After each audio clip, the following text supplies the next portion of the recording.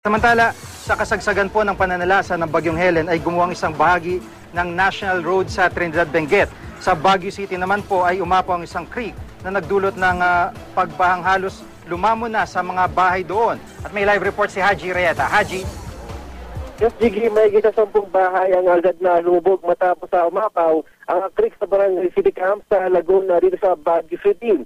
Magdamag kasing na bumuhos ang malakas na ulan dahil sa Bagyong Helen. Hanggang nabubong na ang tubig na nagsimulang tumaas bandang alas 5 ng umaga kanina. Buti na lang daw, Jiggy, ay agad na nabisuhan ang mga residente kaya nakalikas sila. Pero ang ilan ay hindi agad umalis sa kanilang mga bahay kaya nagsagawa na ng forced evacuation kanina. At ang nagsisilbing evacuation center nga ang Emilia Aguinaldo Elementary School dito sa Baguio City. Bumigay naman ng isang bahagi ng National Road sa Trinidad Benguet dahil din sa Jiggy. Buti na lang daw, Jiggy, ay walang nasugatan sa pagbuho.